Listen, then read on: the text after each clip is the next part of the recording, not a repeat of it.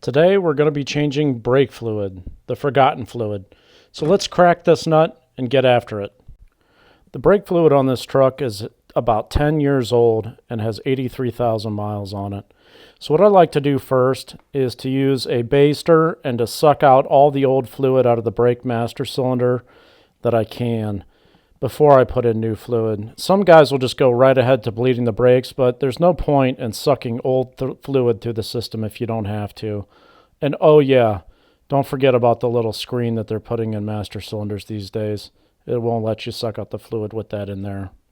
So suck out as much of the fluid as you can, and I sucked the fluid and put it in these clear cups so that we could see what was going on. So this fluid is 10 years old. It's got about 83,000 miles on it. And this is a brake job. So if you don't feel comfortable doing this, take it to a professional. And oh yeah, before you start, don't forget to have at least a couple quarts of brake fluid on hand. .3 is preferable. So here's what the fluid looked like coming right out of the master cylinder here on the right.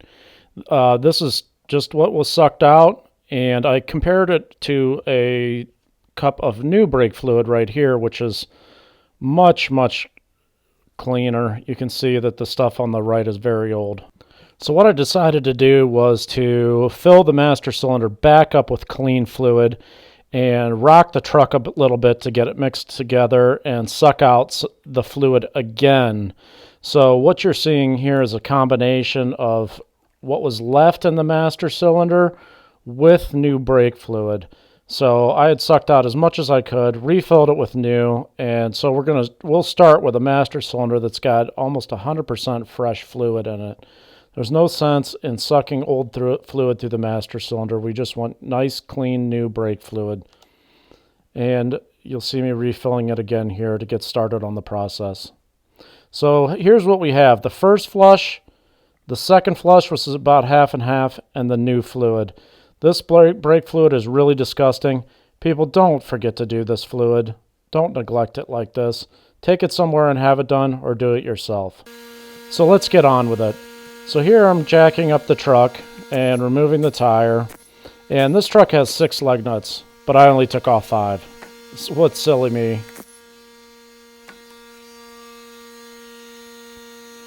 So now's a good time to inspect your brakes while you're under here. I took this tire off so I could show you better how to bleed the brakes.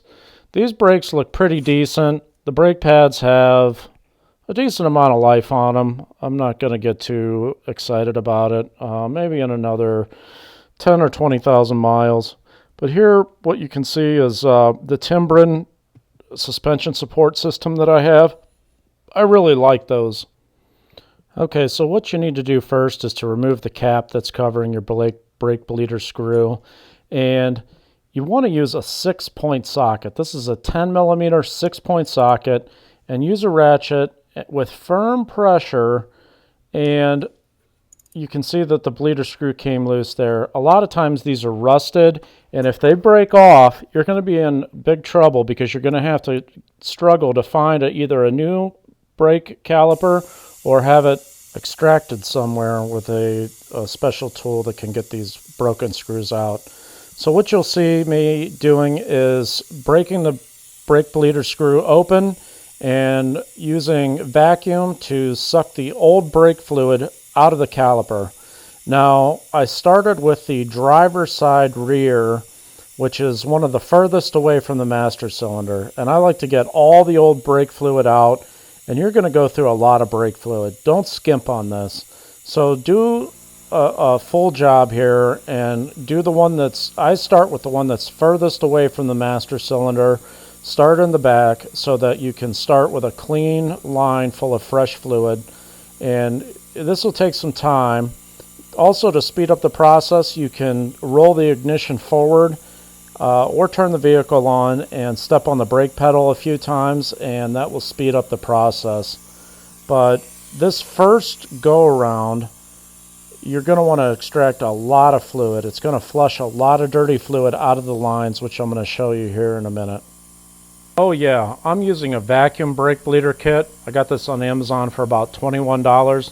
There's all kinds of different ones you can use.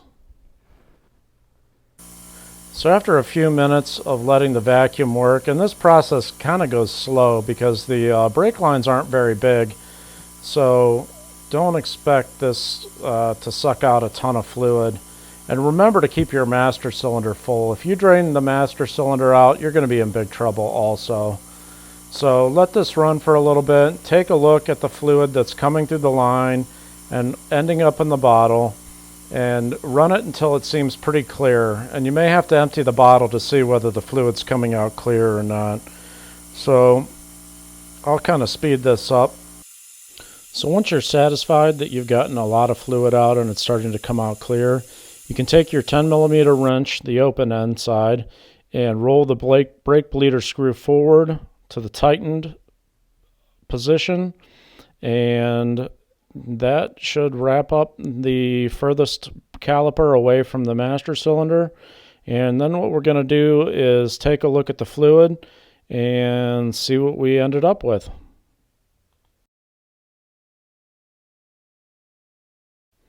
So as you might have suspected, I did go through a lot of brake fluid, and what I'm going to do here is pour this first go round into a clear cup so we can take a look at it. And I ended up with a really clean master cylinder with fresh brake fluid, and this is what came out of the line. So this was pretty bad. It's kind of cloudy actually. It's much more cloudy than what came out of the master cylinder. So that may be water in there mixed in with the brake fluid. I'm not quite sure. But what came out of the caliper was a little more cloudy than some of the other fluid. So I'm really glad that I sucked this much fluid through to make sure that I got a nice clean master cylinder and line. So you may not actually need to remove the tires on your vehicle. I did remove the wheel on the back side, the rear of the vehicle, so that I could show you, but this is the front wheel, and you don't actually need to remove the tires if you don't absolutely have to. It might be a good time to rotate your tires if you haven't. So we're going to let this run. You can see the picture of the brake bleeding tool that I'm using. Like I said, I got this off of Amazon. I think it was about $21. There's all different kinds that you can use. This one runs off of my air compressor. Read the reviews, do your own research, select one that's best for your own budget, and you should be happy with it if you get one that has decent reviews. And don't forget to keep that master cylinder full. So after starting with the furthest and going around to all four wheels and bleeding the brakes and tightening the bleed screws, putting the caps back on, making sure everything was tight, wanted to take a look at the brake fluid that came out, and I isolated each cup for all four wheels. And what I found was that the first go around, even though I started with clean brake fluid, I just wasn't happy with what was coming out. It was still dark, and I don't know if it was cleaning out the lines or cleaning out the calipers, but what I decided to do was to go through again and do all four wheels once more just to make sure that I had perfectly clean fluid. So here's the fluid that I started with out of the master cylinder, then cleaning the master cylinder out again. So those are the two that came out of the master cylinder, and then I labeled each cup here from the passenger side front, the first flush, and you can see what came out of the passenger side front. This is the passenger side front second flush, which looks a lot better. Not perfectly clean, but looks a lot better. Passenger side rear first flush, and I didn't use much, so I did a passenger side second flush again, and then I decided to do passenger side rear third flush, which you can see is almost perfectly clean brake fluid. Driver side front, first flush, pretty milky, disgusting. Driver side second flush, a lot better. And I think we have one more. Yes, we have driver side rear, first flush. That's pretty far away from the master cylinder, so I flushed a lot of fluid through there.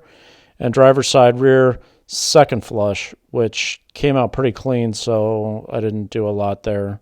And then I did a passenger side. I did a third one on the passenger side rear, which came out really good. I just wanted to make sure. So here you can see Dirtiest to cleanest. I'm really glad that I did this and documented everything on how long it took. I went through about 2 quarts of brake fluid, and this was for a 2012 Nissan Titan with 83,000 miles. And I think more importantly than the mileage is the age of the brake fluid. So don't forget to get this done. At least put it on your calendar for every other year. It's really important. Brakes are one of the most important features of your vehicle, the safety of your vehicle, and these should not be neglected like this.